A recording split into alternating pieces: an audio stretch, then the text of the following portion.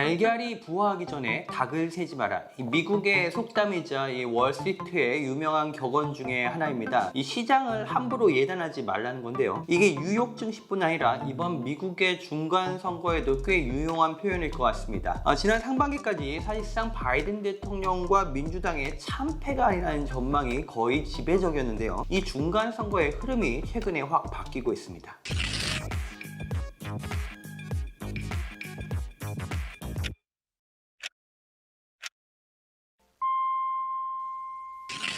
예, 안녕하세요. 서울경제신문 워싱턴 특파원 윤홍우입니다. 지난 17일이죠. 도널드 트럼프 전 대통령이 오하이오주를 찾았습니다. 이 자신이 간택한 공화당 상원의원 후보 제이디 벤스를 지지하기 위해서였는데요. 여기서 제이디 벤스는 내 엉덩이에 키스하고 했다, 이런 식의 트럼프 특유의 막말 지원 유세를 펼쳤습니다. 이 오하이오는 대표적인 경합주이기는 하지만 사실상 공화당의 우세 지역입니다. 지난 2016년 대선 때 트럼프 전 대통령이 힐러리 클린턴 후보를 11% 차이로 제쳤고요. 지난 2020년 이 바이든 대통령도 트럼프 대통령이 이겼습니다. 여기서 은퇴를 선언한 로 포트먼 상원 의원도 공화당 출신입니다. 원래 공화당 지역이었다는 겁니다. 그래서 트럼프의 지지를 받는 제이디 벤스가 쉽게 이번 중간 선거에서도 이기지 않겠느냐, 이런 전망이 있었는데요. 여론조사의 뚜껑을 열어보니 완전히 초박빙입니다. 자, 민주당 후보는 이 하원 의원 팀 라이언인데요. 최근 발표된 여론조사에서 46% 대 45%로 불과 벤스가 1%포인트 차로 앞섭니다. 이거는 사실상 동률이란 얘기죠. 이전에는 라이언이 앞선다는 조사도 계속 나왔었는데요. 이 자칫하면 오하이오 상원 의원이 민주당으로 넘어가는 상황인 셈입니다.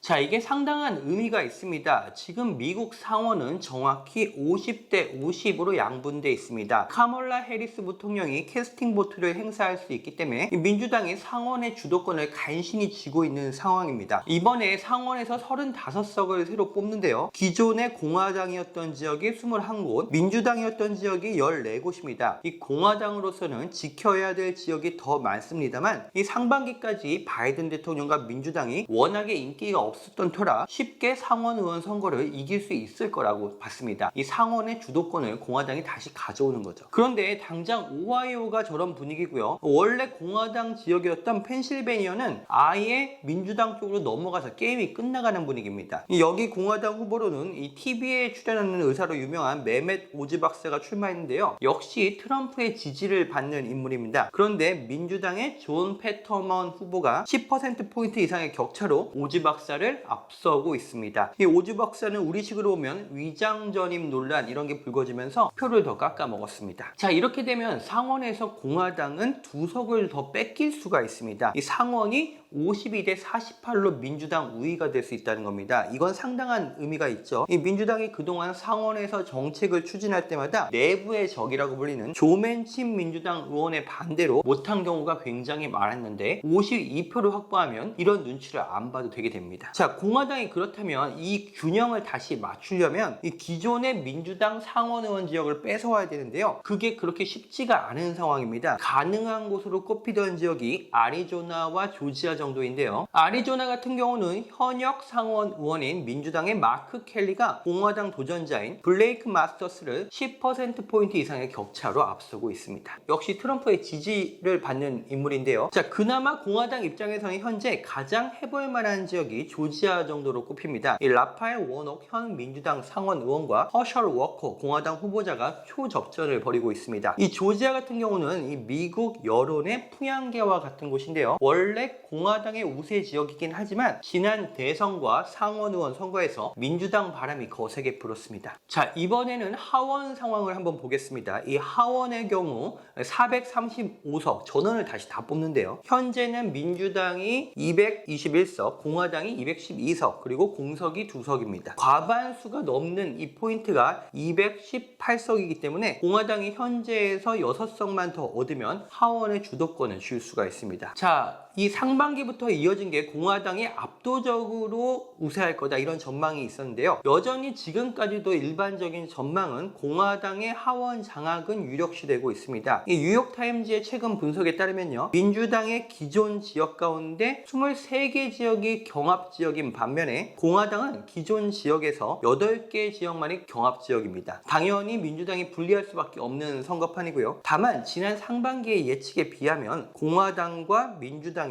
하원 의석수 격차가 점점 줄어들고 있고요. 일각에서는 이러다가 민주당이 하원까지 지켜내는 거 아니냐 이런 조심스러운 분석도 나오고 있습니다. 자, 그렇다면 이제 한번 원인을 찾아봐야 될 텐데요. 사실 바이든 정부와 민주당은 지난해 아프가니스탄에서의 혼란스러운 철군 이후 지속적으로 지지율이 하락해 왔습니다. 바이든 대통령이 상원 의원 출신으로서 외교를 잘한다고 해서 뽑아주는데 대체 이게 뭐냐, 어떻게 미국을 이렇게 망신시킬 수가 있냐 이런 여론이 있었던 게 사실입니다. 여기에 아주 결정적인 지지율을 깎아먹는 요소가 있었는데요. 바로 상반기에 인플레이션이 40년 만에 최고치를 기록했습니다. 특히 기름값이 미국인들의 심리적 저항선이라고 불리는 4달러를 넘어서 5달러를 돌파한 게 아주 결정적이었는데요. 그래서 바이든 대통령의 지지율도 계속 최악으로 치닫고 있었습니다. 그런데 이 하반기 들어서 특히 최근에 두세 달 들어서 지지율의 흐름이 바뀌는 몇 가지 중요한 포인트들이 있었습니다. 일단 첫째는 가장 중요한 건 역시 민생이니까 기름값 하락입니다. 바이든 대통령이 전략 비축유 방출부터 시작해서 국내 원유 생산 확대까지 모든 수단을 동원했는데요. 제가 지금 살고 있는 버지니아 같은 경우도 갤런당 3달러대 중반까지 내려왔습니다. 기름값 때문에 도저히 못 해먹겠다 이런 분위기는 조금 사라진 상태라는 겁니다. 이 국제 유가 역시 비교적 안정적인 흐름세를 보이고 있습니다. 두 번째는 낙태 이슈입니다. 지난 6월 말에 보수 대법관 중심의 연방대법원이 지난 50년간 여성의 낙태권을 인정해온 로데 웨이드 판결을 뒤집었습니다. 이러면서 기존에 무소속이었던 여성 유권자들이 대거 민주당 쪽으로 옮겨가기 시작했습니다. 사실 이 낙태 문제에 영향을 받는 유권자가 얼마나 되겠냐 이런 얘기도 있었는데요. 이 미국에서는 이게 비단 낙태의 문제가 아니라 나의 몸에 대한 자유의 문제라는 점에서 상당한 정치적인 파급이 있습니다. 셋째, 민주당이 왜 다시 이렇게 지지율이 올라가냐, 여기에는 또 여러 가지 이유가 나오는데요. 바이든 대통령의 입법 성과가 좋았다, 또 복지 혜택이 많아졌다, 학자금 대출을 탕감해줬다 이런 분석들이 있지만 저는 조금 다른 측면도 한번 보려고 합니다. 저는 일단 트럼프 정부와 지금 바이든 정부의 정책 부분에서 큰 차이가 잘 느껴지질 않습니다. 트럼프가 당시 민주당과 차별점을 부각시키면서 미국 전역을 들썩이게 했던 것이 있죠. 바로 메이드 인 아메리카 그리고 미국 우선주의 이런 것들이 사실 지금 바이든 정부에서도 아주 똑같이 시행되고 있습니다. 저희 한국 전기차가 차별을 받는 인플레이션 감축법이 바로 그 대표적인 예라고 할 수 있습니다. 미국인들 그리고 미국인 중산층들 그런 사람들의 그 응축된 불만을 해소하기 위해서 공화당도 민주당도 똑같은 정책 방향으로 움직이고 있고 이 미국 우선주의의 흐름은 이제 공화당과 민주당을 떠나서 미국 전체의 흐름이 돼버렸다는 겁니다. 그래서 이 트럼프 쪽에 남아있는 거는 지금 어떻게 보면 극단적인 우파 또 파시즘 같은 주의 이게 바이든 대통령이 마가라고 부르는 그런 것들인데요. 그런 것들만 남아있다는 분석이 있다 보니까 이런 상황에서 중도 유권자들이 트럼프의 시대가 다시 오는 게 이게 맞아?